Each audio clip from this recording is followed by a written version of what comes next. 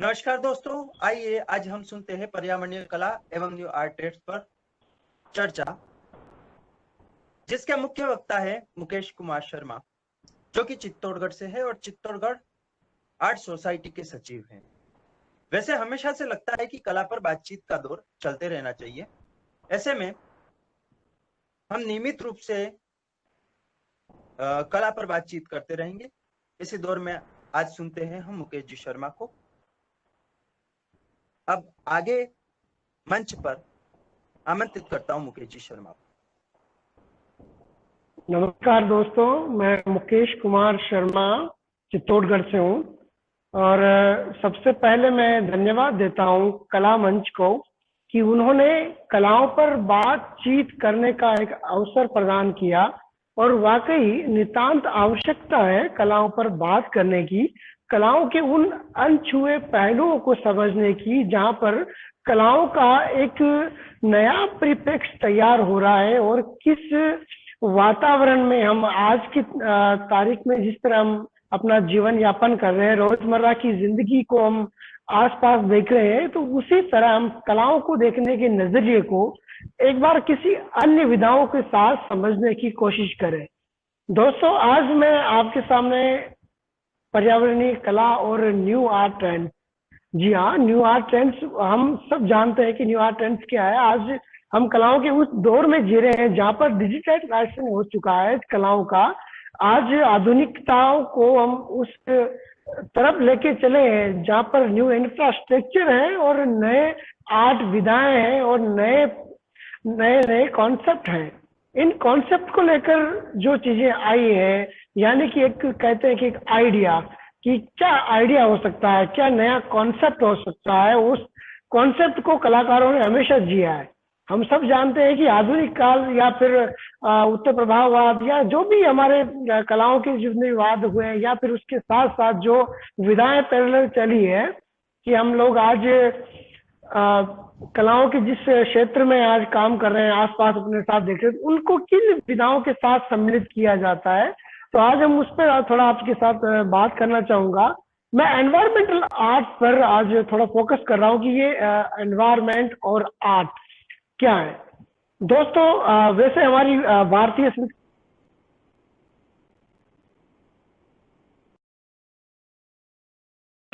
मनुष्य और इनकी सभ्यताओं ने हमेशा पर्यावरण के साथ एक सामंजस्य स्थापित करके अपने जीवन यापन को आगे बढ़ाया है।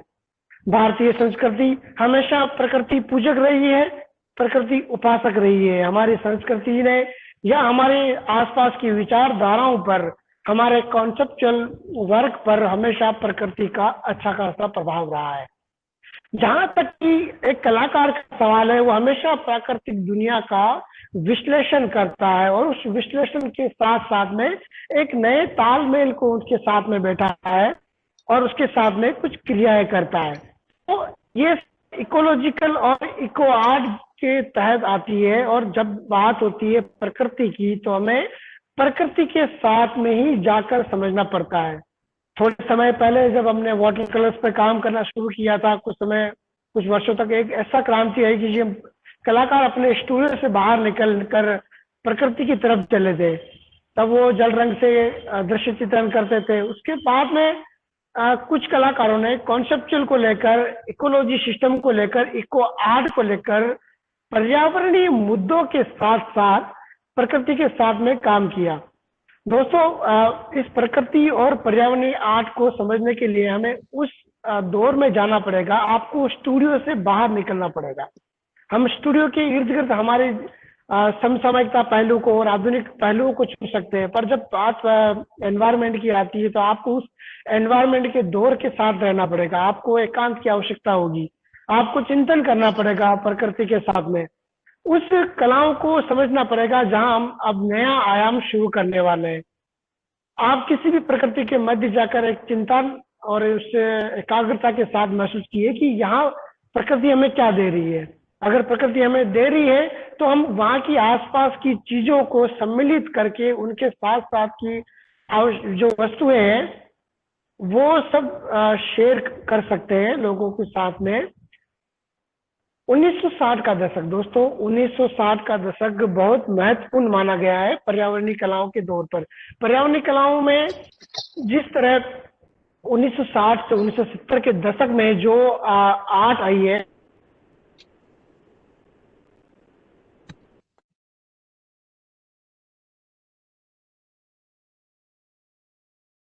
प्राकृतिक इंस्टॉलेशन तैयार किए और एनवायरमेंट और इकोलॉजी जो विशेषताएं हैं उनके साथ जुड़ी हुई कुछ चीजों को साझा किया। हालांकि ये आंदोलन और कुछ प्रयोजन दोनों कलाओं के इतिहास के साथ साथ शुरू हुई है, परंतु इनका ऐसा संबंध रहा है कि ये प्राथमिक और द्वितीयक जो हमारी सामग्री है उसके साथ साथ में कलात्मक प्रयोजन करती है। आपको पर्यावरणीय कलाओं के कुछ विशेष जो टर्म्स है जिनको हमने न्यू आर्ट ट्रेंड्स कहा है, उन सबको मैं आपके सामने साझा करूंगा कि क्या क्या था। क्योंकि सबसे पहले हमने प्रकृति के साथ जिस तरह काम किया तो लैंडस्केपिंग किया, हम लोगों को सबको पता, हम लोगों ने काफी लैंडस्केप किया है, प्रकृति के बीच जाकर लैंडस्केप किया है, उसके वातावरण को हमने दिखाया है, धूमिल प्रकाश को दिखाया है, वातावरण को समझा है, हमने लाइट और शेप को समझा है। सेम उसी तरह जो पारंपरिक जो ट्रेडिशनल जो स्कल्पचर थे उसकी शैली को भी हमने समझने की कोशिश की है। अब बात होती है कि साइट स्पेसिफिक क्या है। साइट स्पेसिफिक ऐसी कला है जहां हम अगर किसी स्थान विशेष पे हम जाते हैं, और बिल्कुल मैं सहज और सरल तरीके से आपको बता रहा हूँ, कोई भी जटिल भाषा का ये प्रयोग नहीं है। सहजता के साथ में हम प्रकृति को समझने की कोशिश करेंगे तो काफी फायदेमंद रहेगा, क्योंकि प्रकृति बहुत सहज और बल सौम्य तरीके से हमें निर्देशित करती है। जी साइट मुकेश जी, स्पेसिफिक पे आज साथ में जाते हम हैं। कुछ फोटो भी देखना पसंद करेंगे। बिल्कुल, मैं आपको साइट स्पेसिफिक पे कुछ आपको चीजें आपको साथ शेयर करूंगा, और आप देख सकते हैं ये कुछ चीजें मैंने साइट स्पेसिफिक की है। दोस्तों जब हम किसी प्राकृतिक स्थान पर हम जब जाते हैं तो वहां पर जो चीज हम महसूस करते हैं, देखते हैं कि यहाँ पर क्या नवाचार हो सकता है। मैं एक उदाहरण के तौर पर मैं आपको बताना चाहूंगा कि पिछले कुछ समय से मैं चित्तौड़गढ़ के आसपास जो मैं अपने साथ एक शेयर कर रहा हूँ फोटो, और हम देख सकते हैं स्क्रीन पर एक फोटो शेयर किया है मैंने।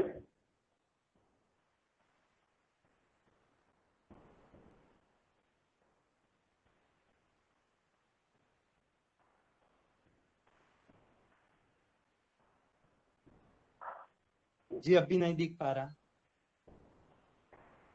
शायद इसमें शेयर नहीं हो पा रहा है। खैर मैं आपको ये सारे फोटो शेयर फोटो कंटेंट में कर दूंगा जब आप हमारा वीडियो देखेंगे, तो उसमें आप देख सकते हैं कि किस तरह प्राकृतिक चीजों के साथ कार्य किया जा सकता है। हम चित्तौड़गढ़ में मैंने चित्तौड़गढ़ में आर्टिस्ट रेजिडेंसी का आयोजन किया है, और एनवायरमेंटल मुद्दों पर कलाकारों के साथ में काफी बातचीत हुई है। दोस्तों एक तो हम स्टूडियो से जब बाहर निकल कर जब काम करते हैं, दूसरा जब हम बहुत सारे कलाकारों के साथ में जब हम काम करते हैं तो कुछ चीजें नई निकल के आती है कि हर एक कलाकार अपनी विधाओं में पारंगत होता है और हम सब उसके साथ में काम करते हैं। तो जो साइट स्पेसिफिक आर्ट है तो ये एनवायरमेंट आर्ट के उस दृश्यों के इर्द गिर्द घूमती है जहाँ पर प्राकृतिक और अनुपयोगी और उपयोगी वस्तुओं के साथ में क्या तालमेल हो सकता है। आपने लैंड आर्ट का नाम सुना होगा दोस्तों। लैंड आर्ट के बहुत सारे कलाकार हैं विश्व में, भारत में भी बहुत सारे कलाकार हैं जो लैंड आर्ट के काम करते हैं, जो उनको सैंड से काम करते हैं, मिट्टी से काम करते हैं, लकड़ियों से काम करते हैं, प्लास्टिक अनुपयोगी सामग्री के साथ में कार्य किया जाता है, कलात्मक प्रयोजन किया जाता है। आपने देखा होगा कि जो समुद्र के किनारे बहुत सारे प्लास्टिक्स होते हैं उनको साथ इंस्टॉल करके उनको साइट स्पेसिफिक तैयार किया जाता है। उनका एक प्रयोजन होता है कि हम समुद्र में जो आज प्रदूषण हो रहा है उस प्रदूषण को किस तरह हम अपनी कलाओं के माध्यम से दिखा सकते हैं। आपको जानकर थोड़ा हैरान होगा कि हमारे जितने भी समुद्र तट है वो प्लास्टिक के हमारे द्वारा दोहन किए उससे भरमार हो रही है। हम जितना आज अपनी जो उपयोग में आने वाली सामग्री को जिस तरह दोहन कर रहे हैं, जिसका उपयोग कर रहे हैं, और वहां पर जो हम प्राकृतिक स्थलों पे जो छोड़ देते हैं उसका प्रभाव किस तरह प्रकृति पर पड़ता है। दोस्तों, पर्यावरण की कलाओं को समझने के लिए उसके जो विषय वस्तु होगी, वो विषय वस्तु कहीं ना कहीं हमारे परिप्रेक्ष्य से जुड़ी होगी। हम लोगों ने प्रकृति के साथ में जो कार्य किया है, जिस तरह की हम लोग डिस्ट्रॉय की तरफ जब जा रहे हैं, तो जब डिस्ट्रॉय जाता है तो उसका सुझाव और उपाय भी वहीं से सूझता है। और प्रकृति के साथ जब आप कोई सुझाव और उपाय कर सकते हैं, तो अपने कलात्मक जो नए कार्य है उसके साथ कैसे संपादित कर सकते हैं, ये महत्वपूर्ण रखता है। तो किसी भी विषय की विषय वस्तु को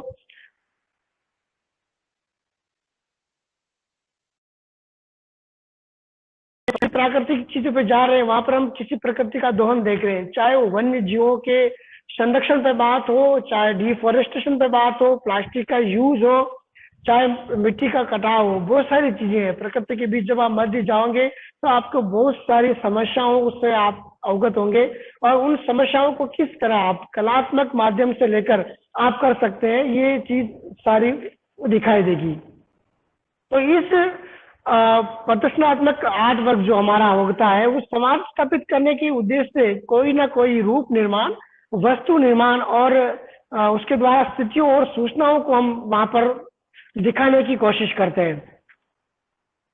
दोस्तों, कुछ चीजें ऐसी होती है कि अगर कुछ प्रदूषित चीजें हैं, खराब वातावरण के साथ हम उसकी सुरक्षित करना चाहते हैं, तो कुछ कलाकार और वैज्ञानिक जिस तरह योजना बनाने वाले लोगों के साथ काम करते हैं, तो कुछ चीजें सामाजिक स्कल्पचर भी हो सकता है, काव्यमयी पर्यावरण हो सकता है, कुछ प्रबोधक और शैक्षणिक कार्य हो सकते हैं जो स्वास्थ्य संबंधी और पर्यावरण के साथ इकोलॉजिक सूचनाओं को आपके कलात्मक कार्य के साथ में साझा कर सकते हैं। क्योंकि इकोलॉजी जो हमारी जो विषय वस्तु है, आर्ट वर्क है, उसको किस तरह वर्तमान में परिभाषा तैयार की कि ऐसी आर्ट प्रैक्टिस है कि दोस्तों पर्यावरणीय कला एक वास्तव में एक बहुत बड़ी आर्ट प्रैक्टिस है जो हमारे आइडिया को उस मंच पर साझा करती है। तो आप इसमें देख सकते हैं कि कोई भी कलाकार है, चाहे वो फॉरेस्ट के अंदर काम कर सकते हैं या फिर बहुत ज्यादा खुला स्पेस की आवश्यकता हो सकती है, तो वहां पर भी ये कार्य वो लोग कर सकते हैं। और ऐसे कार्य प्राय कलाकारों, पर्यावरणीय कलाकारों द्वारा किए जाते हैं। अब हम इनके प्रभाव के बारे में अगर समझ सकते हैं कि क्या प्रभाव हम पढ़ रहे हैं आज की तारीख में इकोलॉजी सिस्टम से, और किन किन विधाओं से पर्यावरणीय कलाओं को हम आज हमारे सामने देख रहे हैं।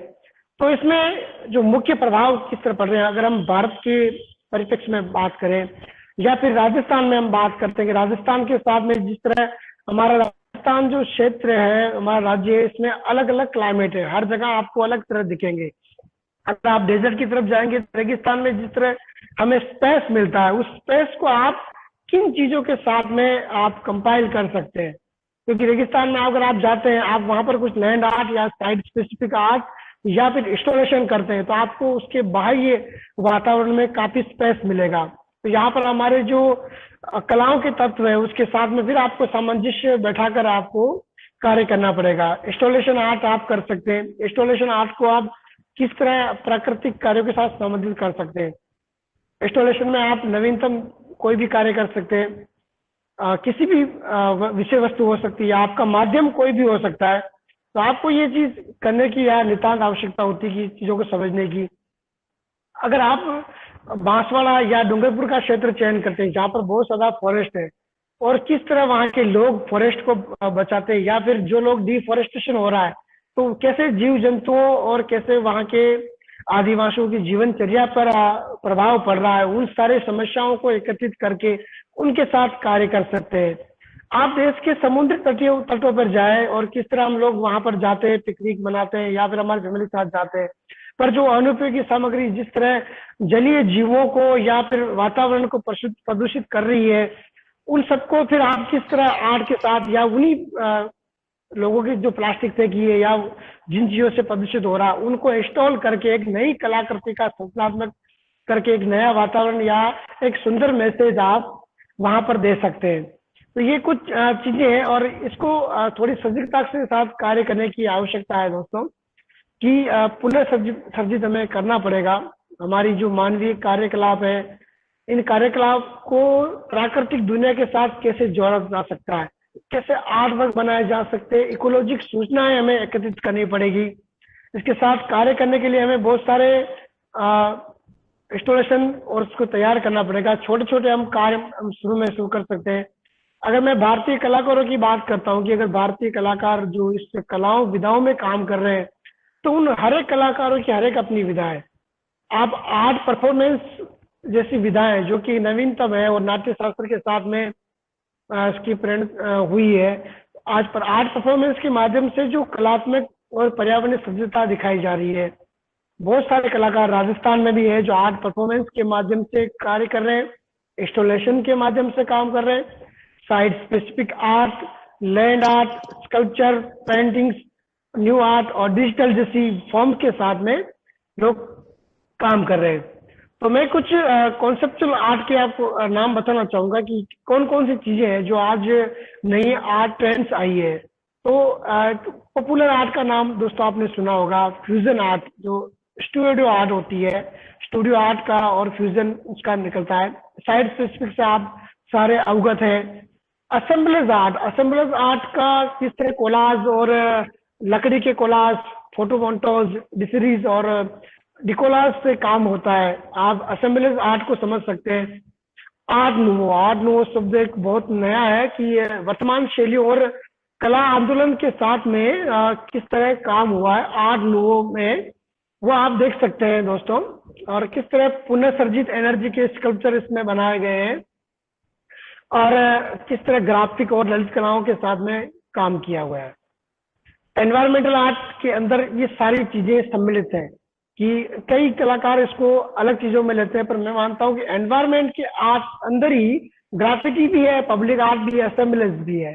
तो एक महत्वपूर्ण विषय है और एक नया शोध है कि क्या हम पर्यावरणीय कलाओं को का विस्तार क्या समझ पाते हैं। कि मैं जितना समझ पाया हूँ कि जितनी हमारी कला है कहीं ना कहीं पर्यावरण और प्रकृति के बीच जुड़ी हुई है।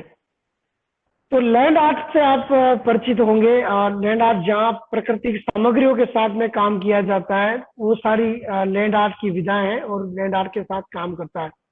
आज आप शहरी सौंदर्य के साथ में जो ग्राफिटी किया जा रहा है दोस्तों, आप ग्राफिटी और स्ट्रीट आर्ट से परिचित होंगे, जहाँ पर हम प्राकृतिक कलर या नए जो ग्राफिक या प्रेशर पंप के साथ में जो हम ग्राफिटी करते हैं, एक सुंदर सा मैसेज देते हैं। तो कहीं ना कहीं उसमें प्राकृतिक सुरक्षाएं संबंधित फिर उनकी समस्याएं भी वहां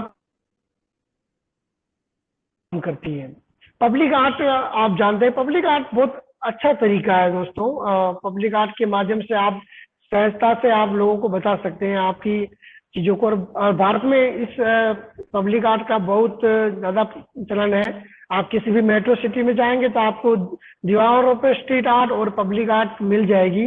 कहीं ना कहीं हेरिटेज कंजर्वेशन को लेकर, पर्यावरणीय मुद्दों को लेकर वहां पर पब्लिक आर्ट लोग कलाकारों द्वारा और बनाई जाती है। तो और कलाएं वैसे दोस्तों हमेशा ऐसे होनी चाहिए कि दर्शक और आपकी कलाओं के बीच में एक अंतर संबंध स्थापित करती हो, कि आपकी कलाओं का कहीं ना कहीं एक संदेश आम लोगों पे, उसके विजन पे पड़े कि वो उसको समझ पाए। तो भी एक कलाकार की एक कलाओं का एक सफल आयोजन माना जाता है।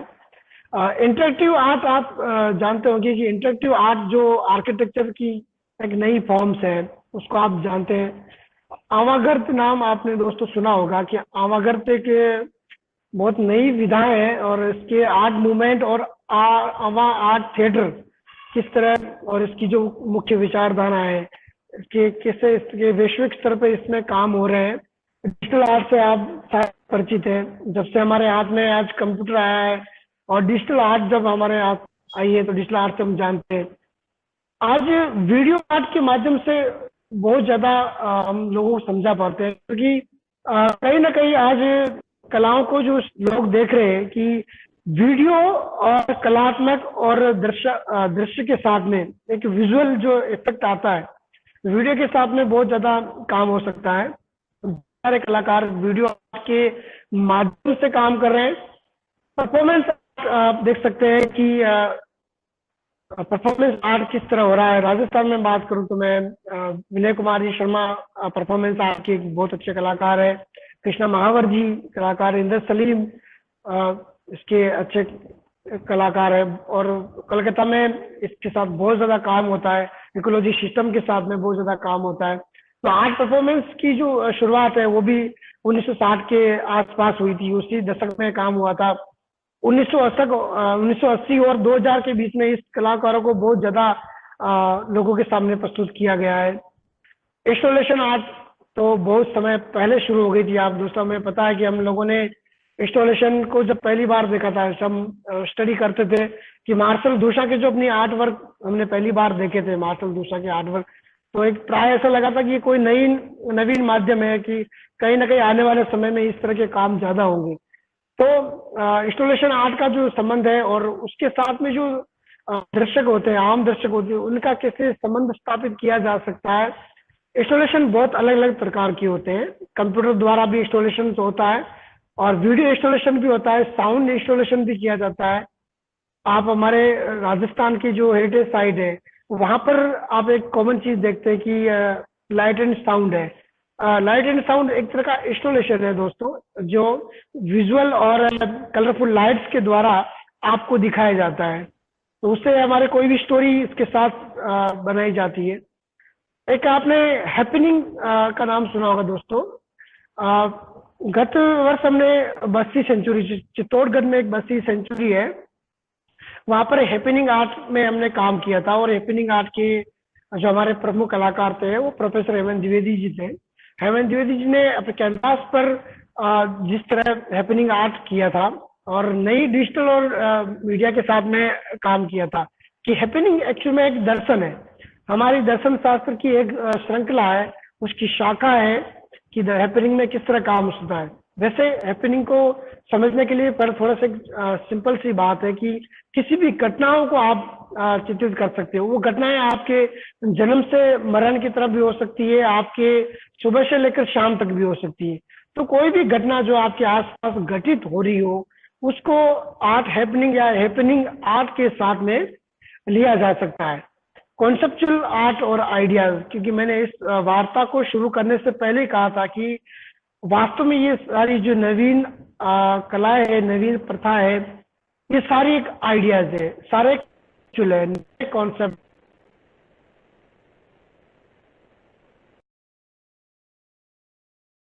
और परंपरावाद, इनको हमें हटाना पड़ता है। कि इसमें कोई भी विरोधाभास हो भी सकता है और कुछ विरोधाभास की संभावना भी है, परंतु जब नई विधाओं का सूत्रपात आप करोगे तो कहीं ना कहीं दर्शक और कलाकार और कला तत्वों के बीच में एक आपको मिश्रण और एक सामंजस्य स्थापित करना पड़ेगा। और ये सारे कॉन्सेप्चुअल और नियो कॉन्सेप्चुअल आर्ट की तरफ आगे बढ़ेंगे। तो मेरा कुल मिला के ये जो वार्ता है वो हमें बहुत ज्यादा बात इसमें करने की आवश्यकता है। आज मैंने जो इस कलाओं के साथ साथ जो बहुत सारी कलाओं हैं उनके साथ साथ बात की है। मैं कला मंच के साथ में अपनी बात कहूंगा कि हम एक एक कलाकार को हम इस विधाओं में सम्मिलित करें जो डिजिटल में जो काम करता है। ऐसे कलाकारों को विशेष तौर में जोड़ें जो जी जी जो परफॉर्मेंस आर्ट में जो काम कर रहे हैं, वो कलाकारों को विशेष तौर में इस श्रृंखला में लें कि वास्तव में वो एक एक चीज पर हमारे कला मंच के साथ में इस चीज को साझा करें। दोस्तों, मैंने आज जो भी बात की है उसकी विधाएं और इसका परिप्रेक्ष्य बहुत विस्तृत है। इस पे शायद बात करने से हम सिर्फ एक इस मंच को हम साझा कर रहे हैं कि आज कलाओं पर बात करने की आवश्यकता है। जिस दौर से हम गुजर रहे हैं और नवीन कलाओं की तकनीक है, उस तकनीकों पर किस तरह हम बात कर सकते हैं किसी मंच को, या आज आज हम डिजिटल के साथ जो काम कर रहे हैं, आज ऑनलाइन तरीके से हम बात करना चाह रहे हैं कि उन ऑनलाइन तरीकों को, तौर तरीकों को हम समझेंगे, क्योंकि ये भी एक कलात्मक प्रयोजन है। और इस कलात्मक हमेशा कोई भी प्रयोजन है तो उसको हम किसी भी आर्ट और किसी भी समृद्धशाली तकनीकों के साथ में कार्य कर सकते हैं। तो मैं कला मंच का बहुत बहुत धन्यवाद देना चाहूंगा कि इस वार्ता में मुझे सम्मिलित किया। और ये काफी वार्ता काफी कला प्रेमियों के साथ में सिद्ध होगी, ऐसी मेरी शुभकामनाएं है। धन्यवाद। जी जी जी, धन्यवाद मुकेश जी, आपने बहुत अच्छी वार्ता दी। और बहुत आनंद आया। आगे भी मिलते रहेंगे। धन्यवाद। धन्यवाद।